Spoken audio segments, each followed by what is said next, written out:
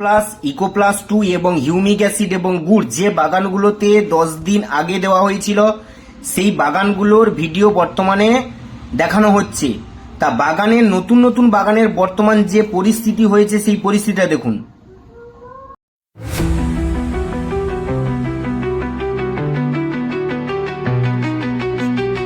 তো আপনারা ভিডিওর মাধ্যমে দেখছেন, এগুলো কিন্তু যে আগের ভিডিওগুলো ছিল ওই ভিডিওতে বলা হয়েছিল যে হিউমিক ইকো প্লাস 2 এবং 19-19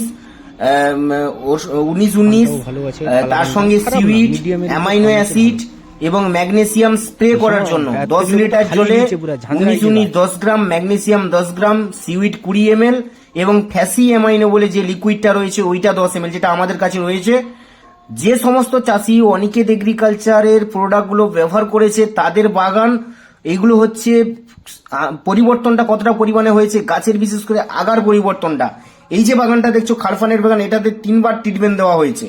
এরপরে কি খাবার ব্যবহার করলে ভালো রেজাল্ট হবে, আর বিশেষ করে এই রেজাল্টটা মেন আসার কারণ হচ্ছে আপনারা নিজেরাই জানেন যে আপনি প্রত্যেকদিন বাগানে যাচ্ছেন, বাগানের কন্ডিশন দেখছেন, আপনার যে মিস্ত্রি দেখুক, যে সার দোকান দেখুক বা নিজে চালান, আপনি নিজে বুঝতে পারছেন যে গাছের চের ফাংশনটা নাই, যার জন্য বারবার আপনার বাগান ফল্ট হচ্ছে। দিনের পর দিন খাবার দিচ্ছেন, কোনো কাজ হচ্ছে না।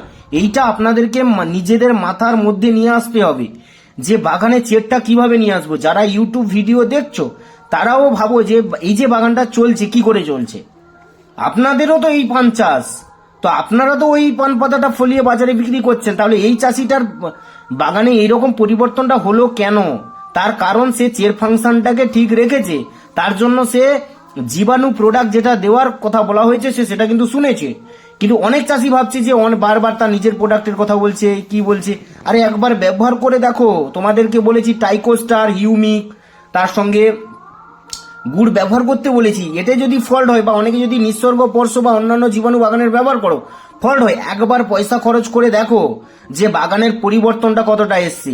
এই পরিবর্তনের পরে অনেকে কি করছে, রাসায়নিক ইউজ করে দিচ্ছে। রাসায়নিক ইউজ করলে হবে না, কারণ নতুন যে চেরটা আসছে তাকে নতুন ভাবে আরো ভালোভাবে নিয়ে আসতে গেলে তোমাকে যে amino acid, humic acid, seaweed, ওর সঙ্গে 19-19 ম্যাগনেসিয়াম স্প্রে করা প্লাস গাছে গোড়ায় জল করে দিতে হবে। জীবাণু না দিলে কিন্তু ওয়েদারের যতদিন না পরিবর্তন হবে গাছ পরিবর্তন হবে না। আরো একটা বাগানের ভিডিও আপনাদেরকে দেখাবো, একদম একটা পান এসিতে খুলে পড়েনি, মনি ফ্রেশ আছে, গাছের গ্রোথ আছে। আগামীকাল বুধবার দিন ওই ভিডিওটা আপনাদেরকে দেখাবো যে কি করে বাগানগুলো চলছে। এই যে বাগানটা দেখছে এরও 1-2 করে পান খুলে গেছিল কিন্তু রিকভারি হয়ে গেছে।